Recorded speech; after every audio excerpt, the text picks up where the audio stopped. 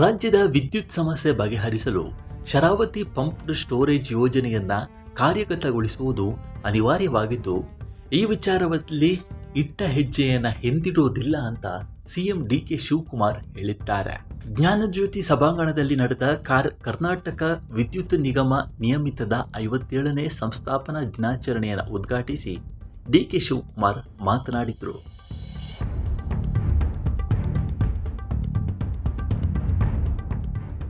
Sharavati pumped storage ಯೋಜನೆಯನ್ನ ಬಹಳ ಹಿಂದೆಯೇ ಆರಂಭಿಸಲು ಸಿದ್ಧತೆಗಳು ನಡೆದಿತ್ತು. ಆದರೆ ಆಗಿರಲಿಲ್ಲ. ಈಗ ಈ ನಿಟ್ಟಿನಲ್ಲಿ ಪ್ರಯತ್ನಗಳು ನಡೆಯುತ್ತಿವೆ.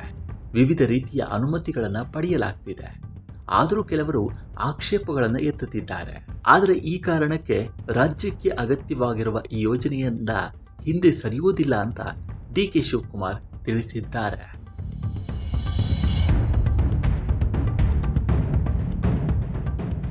ಈ ಹಿಂದೆ ಯಲಹಂಕದಲ್ಲಿ ಕೆಪಿಸಿಎಲ್ನಿಂದ ಅನಿಲ ಆಧಾರಿತ ವಿದ್ಯುತ್ ಸ್ಥಾವರವನ್ನು ಆರಂಭಿಸುವ ಸಂದರ್ಭದಲ್ಲೂ ವಿರೋಧಗಳು ವ್ಯಕ್ತವಾಗಿತ್ತು. ಆದರೆ ರಾಜ್ಯದ ಪರವಾಗಿ ಕೆಲಸ ಮಾಡಬೇಕು ಎಂಬ ಕಾರಣಕ್ಕೆ ಯೋಜನೆ ಮುಂದುವರಿಸಿದ ಕಾರಣ ಅನುಷ್ಠಾನಗೊಂಡು ವಿದ್ಯುತ್ ಉತ್ಪಾದನೆ ಮಾಡಲಾಗ್ತಿದೆ ಅಂತ ಹೇಳಿದರು.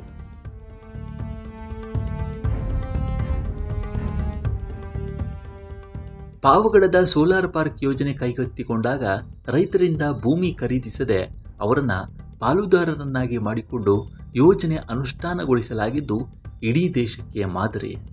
ಅಲ್ಲಿ ಪ್ರಸ್ತುತ 2000 ಮೆಗಾವ್ಯಾಟ್ ವಿದ್ಯುತ್ ಉತ್ಪಾದನೆಯಾಗ್ತಾ ಇದ್ದು, ಇದನ್ನು ವಿಸ್ತರಿಸಲು ಇನ್ನೂ 10,000 ಎಕರೆ ಭೂಮಿ ಕೊಡಲು ಆ ಭಾಗದ ರೈತರು ಮುಂದೆ ಬಂದಿದ್ದಾರೆ. ವಿಸ್ತರಣಾ ಕಾರ್ಯ ಶೀಘ್ರವೇ ಆರಂಭವಾಗಲಿದೆ ಅಂತ ಹೇಳಿದರು.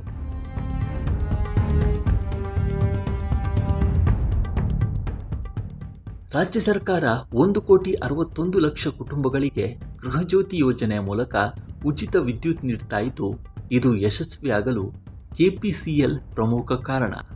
ಗೃಹಜ್ಯೋತಿ ಯೋಜನೆಗೆ ಸರ್ಕಾರ ವಾರ್ಷಿಕವಾಗಿ 10,000 ಕೋಟಿ ರೂಪಾಯಿ ವೆಚ್ಚ ಮಾಡ್ತಾ ಇದೆ. ಅದೇ ರೀತಿ ರೈತರ ಕೃಷಿ ಪಂಪ್ ಸೆಟ್ಗಳಿಗೆ ಉಚಿತ ವಿದ್ಯುತ್ ಒದಗಿಸಲು ವಾರ್ಷಿಕವಾಗಿ 20,000 ಕೋಟಿ ರೂಪಾಯಿ ಸಬ್ಸಿಡಿ ನೀಡ್ತಾ ಇದ್ದು, ಒಟ್ಟಾರೆ ಈ ಎರಡು ಯೋಜನೆಗಳಿಂದ ರಾಜ್ಯದ ಜನರಿಗೆ 30,000 ಕೋಟಿ ರೂಪಾಯಿ ಉಳಿತಾಯವಾಗಿದೆ ಅಂತ ಹೇಳಿದರು.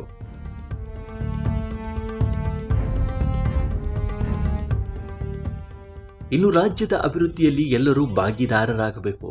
ರಾಜ್ಯಕ್ಕೆ ಬೆಳಕು ನೀಡುವ ನೀವು ಕೇವಲ ಕೆಪಿಸಿಎಲ್ ನೌಕರರಲ್ಲ, ಟೀಮ್ ಕರ್ನಾಟಕ ಎಂದು ಹೆಮ್ಮೆಯಿಂದ ಹೇಳಿಕೊಳ್ಳಿ. ಎಲ್ಲರೂ ಒಟ್ಟಾಗಿ ರಾಜ್ಯದ ಅಭ್ಯುದಯಕ್ಕೆ ಶ್ರಮಿಸೋಣ ಅಂತ ಡಿಕೆ ಶಿವಕುಮಾರ್ ಇದೇ ವೇಳೆ ಹೇಳಿದ್ದಾರೆ.